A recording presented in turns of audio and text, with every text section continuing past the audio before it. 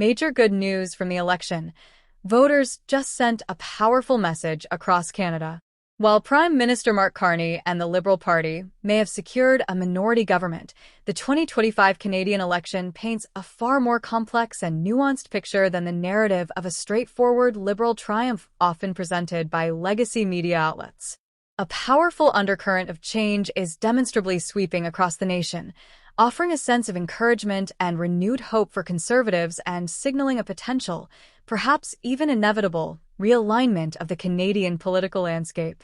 The election results, when examined closely, reveal a story of shifting allegiances, evolving voter priorities, and the emergence of new political dynamics that could reshape the future of Canadian governance. The Conservative Party, under the leadership of Pierre Poilievre, achieved a truly historic milestone in this election cycle, amassing a remarkable 7.9 million votes, representing an impressive and significant 41.6% of the popular vote across the country. This represents the highest total vote count for a right-leaning party since the watershed election of 1988, a testament to the growing conservative sentiment that is resonating with an increasing number of Canadian voters. However, the unexpected and somewhat surprising defeat of Pierre Poilievre in his own riding of Carleton raises intriguing and important questions about the various factors that were at play in this particular race. Some political analysts and observers speculate that voter confusion, potentially exacerbated by the strategic deployment of the longest ballot stunt, combined with the perceived and increasingly vocal concerns about the growing influence of unelected federal bureaucrats in Ottawa, may have contributed to his narrow and disappointing loss in his home riding.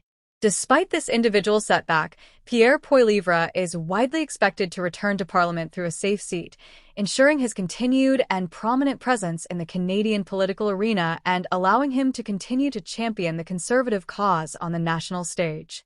This anticipated return underscores the resilience of the Conservative movement and the continued importance of Poilievre's voice in shaping the national conversation. In stark contrast to the Conservative Party's gains, the New Democratic Party, NDP, experienced a significant and arguably historic setback in this most recent election cycle. The party suffered a loss of 19 seats in Parliament, a devastating blow that not only significantly reduces their influence in the House of Commons, but also threatens their very status as an officially recognized party in Parliament, with all the associated funding and privileges that come with it.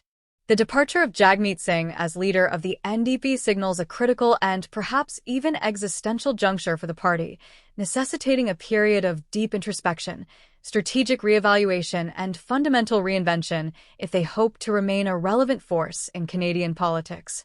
Speculation is already rife about potential new leadership figures emerging to fill the void left by Singh, with names like Rachel Notley, the former Premier of Alberta, and Wab Kinew, the current Premier of Manitoba, being frequently floated as possible contenders to steer the party in a new and hopefully more successful direction. The future of the NDP hinges on their ability to adapt to the changing political landscape and reconnect with voters.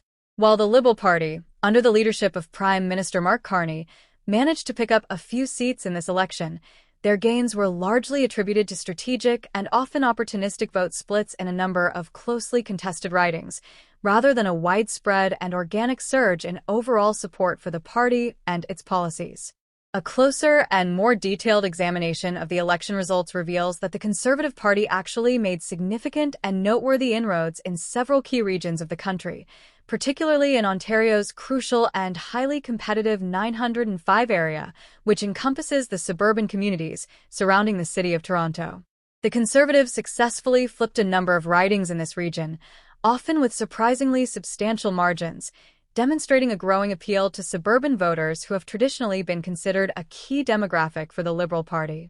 In specific ridings like King Vaughan and Thornhill, Conservative candidates achieved impressive victories with over 60% of the total vote, numbers that were previously unheard of in this traditionally Liberal-leaning region of the province. This shift in voter preference in the 905 region highlights the changing dynamics of Ontario politics and the growing appeal of the Conservative message to suburban communities. While their overall impact on the election outcome was relatively limited, the People's Party of Canada, PPC, led by Maxime Bernier, played a spoiler role in a few key and closely contested ridings across the country. In these particularly tight races, the presence of PPC candidates on the ballot, even with a relatively small number of votes, may have inadvertently aided the Liberal candidates in crossing the finish line and securing victory by siphoning off votes that might otherwise have gone to the Conservative candidate. However, with Maxime Bernier once again failing to win his own seat in Parliament, the PPC's overall relevance and influence on the Canadian political landscape appears to be steadily fading, raising questions about the party's long-term viability and its ability to maintain a significant presence in future elections. The 2025 Canadian election also highlighted the potential pitfalls and negative consequences of external interference in the democratic process, particularly in the case of Ontario Premier Doug Ford's rather heavy-handed and often unwelcome involvement in the federal election campaign. Despite being branded as a conservative leader, Ford's policies and political maneuvering often align more closely with the Liberal status quo, leading to confusion and frustration among many conservative voters. Allegations surfaced during the campaign that Ford's team actively tried to undermine Pierre Poilievre's campaign from within, a move that ultimately backfired and damaged Ford's own credibility. In fact, the federal Conservative leader actually outperformed Ford's last provincial election result in many key ridings, suggesting that federal Conservatives do not necessarily need or benefit from advice or assistance from Doug Ford and his political team. This underscores the importance of maintaining a clear distinction between provincial and federal politics and allowing each level of government to operate independently. In conclusion, the 2025 Canadian election revealed a nation at a crossroads.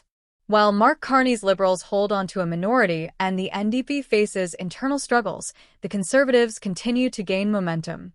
The anticipated blue wave didn't fully break through this cycle, but shifting voter dynamics show a growing appetite for change.